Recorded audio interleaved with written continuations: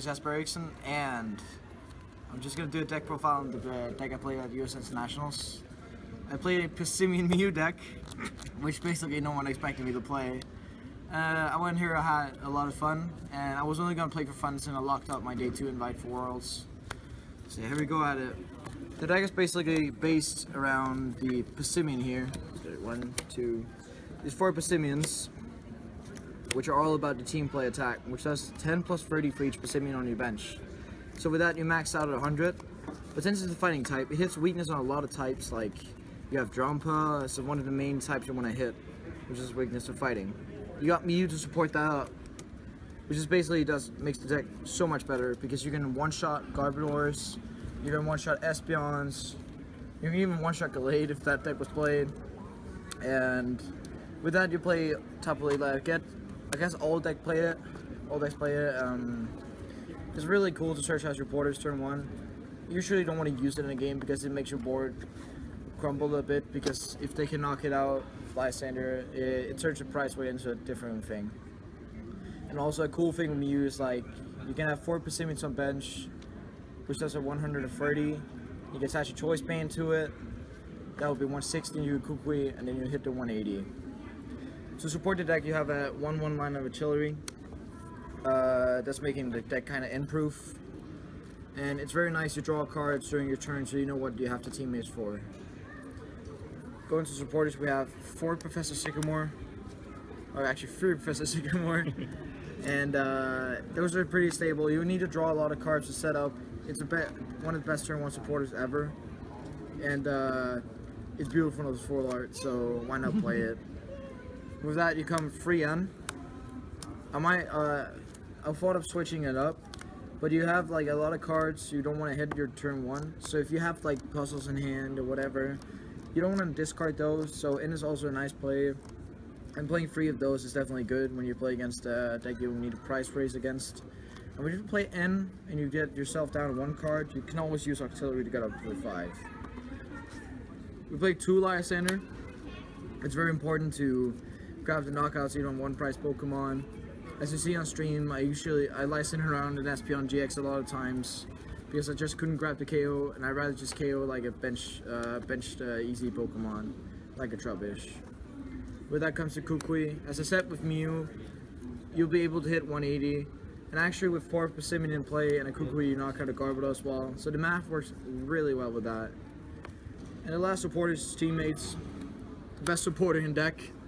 You basically need that to keep up the price trade to get DCs out every turn to attack. It's very important stuff like, I guess, Vespiquen. Decks where you play with price raise, basically every Garbodor deck, Gyarados and Vespiquen decks, you need those. Going over to items, you'll play 4 Nest Ball.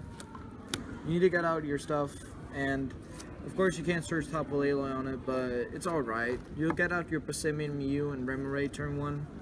And with that, you enhance it further with 4 Ultra Ball, so you can discard your cards from your deck, and you can draw more into artillery, and it makes you remove all the bad cards from the deck or discard supporters you need later versus Seeker.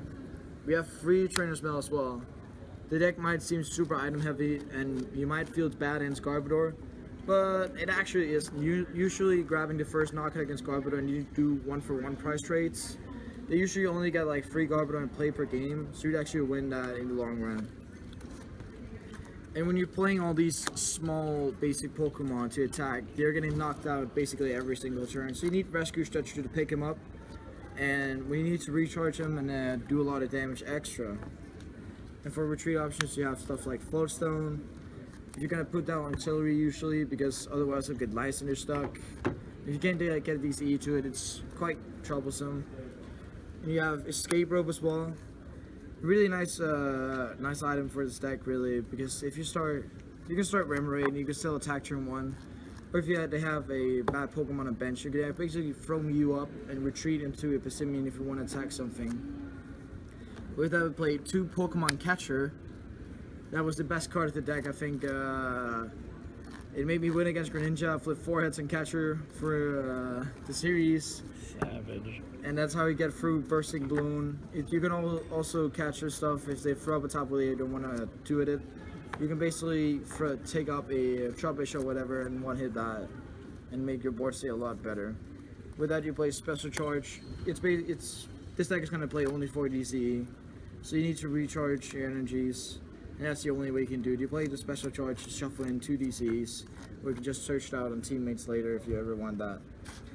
And then we have one surprise of the deck as well, Energy Lotto, which was a funny card that people were like, what does that do? It lets you search to look at the first 7 cards of your deck and find an energy you get there. So there's a lot of chance when you deck through your deck that you actually hit a turn 1, DC turn 1 on it. You can essentially Trainer's Mail for DC if you hit it. You play 1 Field Blower.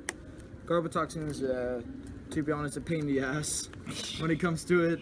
And you need to remove that, and finding free belts of people that ever play that is really bad as well, so you need to remove those. And then you can pick it up a Puzzle of Time when it comes later. And you can train it before, you can teammates for it. It's super cool in this deck. And you can also burn it off, and it's just a burn card. We played Town Map as well. In my first round yesterday, I Town Map, I Nest Ball the first turn, and I Town Mapped, and I priced 3 Passimians and scooped in round 1. I won the series 2-1 anyway, so, but the card just makes you, if you discard Passimians or puzzle pieces, you can pick them up and you can just play Puzzle Time afterwards. It makes you able to play make the plays where you play your Versus Seeker on a Lysander, even though it's your only Versus Seeker in hand / reporter, and then you could just take something off your prices that you know is a reporter instead of risking it. You play 2 Choice Bands. You won't hit numbers against EXs. You only hit 100 if you have 3 Passimians on bench with Mew, or you have 4 Passimians to play a Passimian active. Hitting 130 is not the best number in the world, but if you only have 3 Passimians on bench, and you have 2 Passimians on bench, and you have 1 Passimian active, it's pretty hard to hit like the 2 at knockouts. So you really need Choice Band in the deck. With that comes 4 Puzzle of Time. Here you go. And he's basically to pick up all your resources. If you want to reuse Catcher, Floodstone, Escape Rope, even some Stretchers or Supporters, you'll pick that up. It's pretty good with Special Charge as well. You can pick up DCs too. And with that we come 1, 2, 3, 4 Versus Seekers. You notice that not a lot of decks play 4 Versus Seeker anymore, but as I said, we don't care about Garbodor. We'll knock him out anyways, and this deck is really good against Garbodor decks actually, because you just burn through him and you run him over by being so aggressive. Versus Seeker kind of a stable card in every deck. Makes sense, you pick up your supporters and you can just reuse them. And with that we have Stadium support of Skyfield. It's really important if you ever play Tapu Lele down. You need to get your artilleries down, Mew, Passimian. And if you play the Skyfield, get 6 bench, you can actually Field Blower, remove the Skyfield and discard the top player, so you do it. It's not a bad card. With that you have Brooklyn Hill, which actually lets you search out Passimian and put it on your bench, or you can search out Remoraid.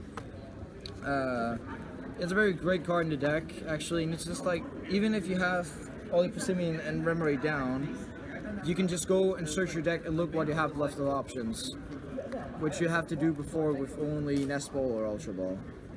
And for the energies of the deck, we play 4 Double Colorless energies.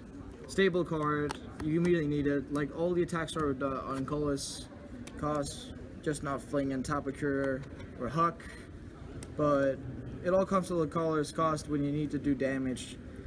And the deck is super aggressive. It reminds me of Night March or Vespiquen, we just play these 1-price attackers which you just recycle again.